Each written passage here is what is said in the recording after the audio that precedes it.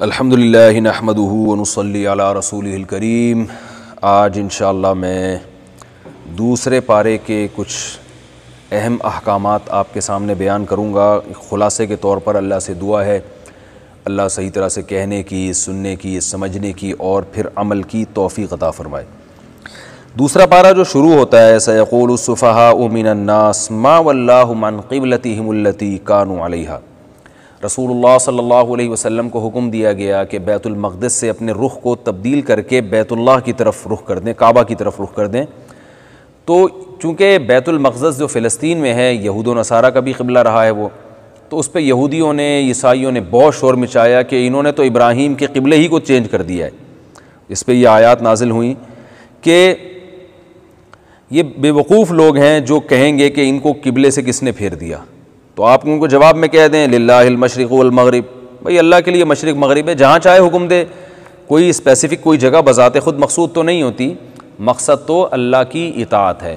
تو اس لیے اور پھر آگے ان آیات میں یہ بھی بتایا گیا کہ پہلا جو گھر اللہ نے اپنی عبادت کے لیے بنایا ہے وہ بیت اللہ ہے۔ کسی مصلحت سے بیت المقدس کو رکھا گیا تھا، لیکن اصل جو بنایا گیا ہے ابراہیم علیہ السلام نے وہ تو خانہ کعبہ بنایا ہے، تو اس کی تبدیلی کا اللہ تعالیٰ نے حکم دے دیا۔ اور پھر یہود و نصارہ نے جو اعتراضات کیے تو اللہ نے بتایا ان کے اعتراضات کی فکر نہ کریں، اصل جو ہے نا نیکی یہ نہیں ہے کہ تم مشرق یا مغرب کی طرف رخ پھیرو، اصل نیکی تو اللہ کی اطاعت ہے۔ تو جہاں اللہ حکم دے رہا ہے، پہلے وہاں حکم تھا تو وہاں آپ کی نماز ہو رہی تھی، اب اللہ نے یہاں کہہ دیا تو یہاں نماز ہوگی۔ اس میں اللہ نے یہ بھی بتایا یا ایھا الذین آمنوا استعینوا بالصبر والصلاۃ، بہت اہم آیت ہے، ایمان والو صبر اور نماز سے مدد طلب کرو۔ کیا مطلب؟ صبر کہتے ہیں روکنے کو، جب کوئی غم آیا کرے نا تو واویلا نہ مچاؤ، بلکہ صبر کرو، صبر کے جو فضائل ہیں وہ سوچو۔ اور دوسری نماز میں مشغولیت، آپ جتنا نماز پڑھیں گے اللہ کی طرف آپ کی توجہ ہوگی اتنا زیادہ آپ ریلیکس ہوں گے۔ یہ باقاعدہ مشاہدے پر مبنی ایک حقیقت ہے۔ غموں میں جب انسان اللہ کو یاد کرتا ہے تو ایک عجیب لذت اسے محسوس ہوتی ہے۔ یہی وجہ ہے کہ مسلمانوں میں خودکشی کا ریشو کم ہے۔ کیسا ہی گناہ گار مسلمان ہو، غم کے موقع پر اللہ کو یاد کر ہی لیتا ہے اور اللہ تسلی اسے دے ہی دیتا ہے۔ میں نے بہت سے پریشان لوگوں کو دیکھا ہے کہ پریشانی میں اللہ کی طرف آ جاتے ہیں اور اللہ انہیں توبہ کی توفیق دے دیتا ہے اور ان کی زندگیاں چینج ہو جاتی ہیں۔ اسی میں اللہ نے یہ بھی بتایا کہ دیکھو غم تمہیں آتے رہیں گے، وَلَنَبْلُوَنَّكُمْ بِشَيْءٍ مِّنَ الْخَوْفِ وَالْجُوعِ وَنَقْصٍ مِّنَ الْأَمْوَالِ وَالْأَنفُسِ وَالثَّمَرَاتِ۔ دنیا ہمیشہ ایک جیسی نہیں رہے گی، ہم تمہیں آزماتے رہیں گے خوف کے ذریعے، بھوک کے ذریعے، پیسے کے نقصان کے ذریعے، جانوں کی ہلاکتوں کے ذریعے، تمہاری معیشت تباہ ہوگی، پھلوں کی ہلاکتیں ہوں گی۔ تو آج جو وائرس دنیا میں پھیلا ہوا ہے یہ بھی ایک اس کی مثال ہے۔ یہ کیا ہے؟ جانیں ہلاکتوں میں آ رہی ہیں، معیشت تباہ ہو رہی ہے۔ تو اللہ فرماتے ہیں یہ آزمائشیں آتی رہیں گی، وَلَنَبْلُوَنَّكُمْ، ضرور بے ضرور ہم تمہیں آزماتے رہیں گے، لیکن اس آزمائش میں واویلا نہیں مچانا۔ وَبَشِّرِ الصَّابِرِينَ، صبر کرنے والوں کو اے نبی خوشخبری سنا دیں۔ اب آپ بتاؤ غیر مسلم کے پاس تسلی کی ایسی آیتیں ہیں، وہ تو بیچارے پاگل ہوئے ہوئے ہیں، جو نہیں بھی مرے وہ ڈپریشن سے مر رہے ہیں۔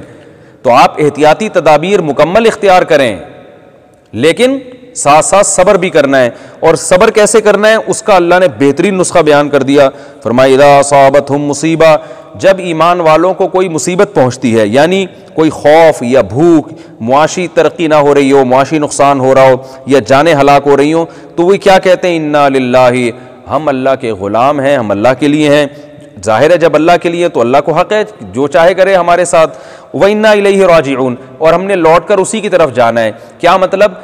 بھائی خوشی میں ہو غم میں ہو جانا تو ادھر ہی ہے، تو اگر ہم غم میں صبر کریں گے جب اس کے پاس جائیں گے تو اس کا ہمیں نعم البدل عطا کرے گا، بدل عطا کرے گا۔ یہ دو چیزیں سوچ کے ان کو تسلی ہو جاتی ہے کہ ایک تو ہم اللہ کے لیے ہی، دیکھیں کافر کیا سمجھتا ہے، وہ اپنے آپ کو اس زمین کا بے لگام بادشاہ سمجھنا شروع کر دیتا ہے۔ جیسے دنیا کی بڑی بڑی طاقتیں اپنے آپ کو سپر پاور سمجھ بیٹھی تھیں، اپنی معاشی ترقی پہ ان کو بڑا ناز تھا کہ ہم ایسے ہیں اور ایسے ہیں۔ ایک چھوٹا سا وائرس، آپ کو پتہ ہے یہ جو کرونا وائرس ہے نا، میں نے اس پہ بڑی تحقیق کی ہے، سائنسدانوں سے بھی کچھ ورکشاپ لی ہے میں نے، کہ یہ بیکٹیریا سے 200 گنا سے بھی زیادہ چھوٹا ہے ایک عام وائرس سے، یعنی ایک عام جرثومے سے کتنا چھوٹا ہے۔ اور آپ اس کی بدماشی دیکھیں، اتنا چھوٹے سے وائرس کم بخت نے امریکہ جیسی سپر پاور کو ہلا کے رکھ دیا ہے۔ کل ہمارے کسی ریلیٹیو نے بتایا امریکہ سے کہ 1.5 کروڑ لوگ امریکہ میں بے روزگار ہو گئے ہیں، اور ہمارے ملک پاکستان میں بھی بہت تیزی سے بے روزگاری بڑھ رہی ہے، بڑی بڑی کمپنیوں نے اپنے ملازمین کو نکال دیا، یو اے ای نے بہت ساری کمپنیاں یو اے ای میں بند ہو گئی. ہمارے ایک ریلیٹیو ابو ظہبی میں بہت اچھی پوسٹ پہ تھے، ان کو لیٹر مل گیا کہ بھئی آپ کو ہم نے فارغ کر دیا ہے. تو ایک چھوٹا سا وائرس، تو یہ کیا ہے، دنیا میں انسان اپنے آپ کو بے لگام بادشاہ سمجھنا شروع کر دیتا ہے، اکڑ دکھانا شروع کر دیتا ہے، میں یوں میں نے ہواؤں کو مسخر کر دیا، میں نے سمندروں کو مسخر کر لیا، سمندروں کو اپنے تابع بنا لیا. تو اللہ نے فرمایا بھائی ہم تمہیں آزماتے رہیں گے اور تمہیں تمہاری اوقات دکھاتے رہیں گے. تو جو ایمان والے ہیں وہ کہیں گے یہ تو نارمل ہے، اس لیے کہ ہم تو اللہ کے لیے ہیں بھائی، ہم تو کہتے ہی نہیں کہ یہ زمین ہماری ہے، ہم تو خود اپنے نہیں ہیں، ہم خود کسی اور کے ہیں، تو یہ زمین ہماری کہاں سے ہو گئی، یہ معیشت ہماری کہاں سے ہو گئی، یہ ترقی ہماری کہاں سے ہو گئی. ایک آدمی خود کسی اور کا ہے اور وہ کہہ رہا ہے یہ موبائل میرا ہے، تو بھائی تم تو خود اپنے نہیں ہو، تمہیں تو ایک چیز میں اختیار نہیں ہے، تو یہ چیزیں تمہاری کہاں سے ہو گئیں. تو اللہ نے فرمایا کہ ایمان والے تسلی رکھتے ہیں کہ بھئی ہم اللہ کے ہیں. اور ایک تسلی یہ بھی ہوتی ہے کہ اس پر ہمیں اجر ملے گا، انا الیہ راجعون، ہم نے لوٹ کر اللہ کی طرف جانا ہے.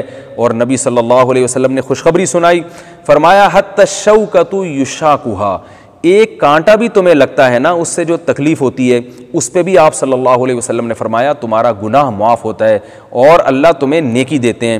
تو جب ایک کانٹا لگنے پر گناہ معاف ہو رہے ہیں اور نیکیاں مل رہی ہیں، تو ایک وائرس اور ایک وبا میں جو ہمیں ٹینشن ہوگی، اس ٹینشن میں اگر صبر کریں گے احتیاطی تدابیر کے ساتھ، تو پھر یہ کتنی بڑی فضیلت کا ذریعہ بن جائے گی. تبھی صحابہ کرام میں جب طاعون پھیلتا تھا وہ ٹینشن نہیں لیتے تھے، بلکہ وہ خوش ہوتے تھے کہ بھئی شہادت کا اجر ملے گا.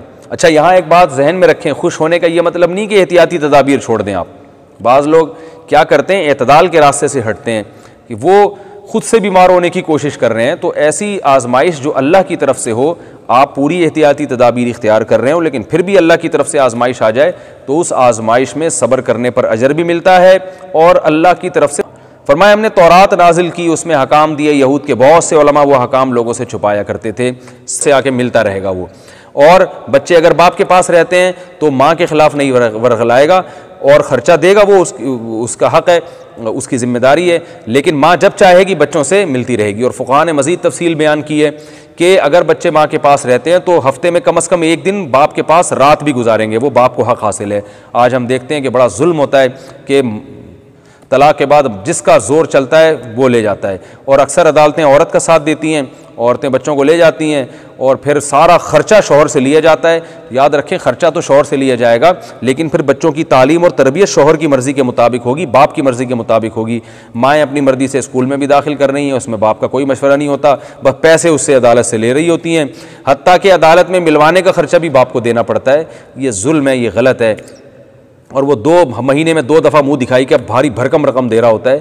یہ ظلم ہے معاشرے میں جو باپ پر ہو رہا ہے، جس کے خلاف آواز اٹھانی چاہیے. اور اگر کوئی ماں پہ ظلم کرتا ہے تو یہ بھی غلط ہے. تو اللہ نے بتا دیا لا تضار والدۃ بولدها ولا مولود له بولده، نہ ماں کو نقصان پہنچایا جائے گا بچوں کی وجہ سے اور نہ باپ کو نقصان پہنچایا جائے گا بچوں کی وجہ سے. اللہ نے عدت کے حکام بیان کیے ان آیات میں کہ جس عورت کے شوہر کا انتقال ہو جائے تو 4 مہینے 10 دن اس پر عدت واجب ہے. آج یہ بھی عدت معاشرے سے ختم ہو گئی ہے. عورتیں شوہر مر جاتا ہے تو گھر سے نکل جاتی ہیں، سفر کرتی ہیں، جی ہم گاؤں جا رہی ہیں، منہ دیکھنے کے لیے شوہر کا جا رہی ہیں. پھر بعض لوگوں نے 40 دن کی عدت بنا لی. صاف اللہ نے قرآن میں ذکر کیا بھئی جیسے ہی اور شوہر کے مرنے کی اطلاع آئے، جس گھر میں عورت شوہر کے ساتھ رہا کرتی تھی اسی گھر میں فوراً عورت پہ جانا واجب ہے.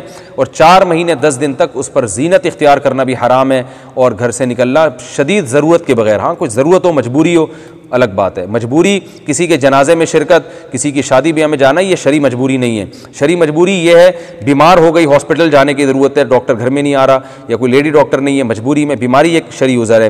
یا کھانے پینے کی محتاج ہو گئی اور کوئی کمانے والا نہیں ہے، شوہر نے اتنی وراثت نہیں چھوڑی کہ گھر چلا سکے، تو ایسی مجبوری میں ملازمت کرنے کی بھی گنجائش ہے، کیونکہ روٹی اور علاج تو انسان کی بنیادی ضرورت ہے. اس کے علاوہ جو آج کل عورتیں نکل جاتی ہیں، جی میں چمونی آپا کے جا رہی ہوں ملاقات کرنے کے لیے، ان کی بھابھی آئی ہوئی ہے ملنے کے لیے، آج ان کی بچی کی منگنی، آج فلانے کا انتقال ہو گیا، یہ چیزیں ایسی ہیں ان کے لیے عورت کے لیے نکلنا حرام ہے، ناجائز ہے. جو اللہ نے صاف لفظوں میں 4 مہینے 10 دن جو 130 دن بنتے ہیں اس پر عورت پر عدت کرنا واجب ہے. اللہ نے ان آیات میں جہاد کی بھی بتایا کہ بنی اسرائیل پر جہاد فرض ہوا تھا اور وہ موت سے ڈرتے تھے، اللہ نے ان کو وہیں مار دیا، پھر زندہ کیا. اللہ نے بتایا دیکھو موت زندگی میرے ہاتھ میں، پھر ان کو حکم دیا کہ جاؤ جا کے اللہ کی راہ میں لڑو.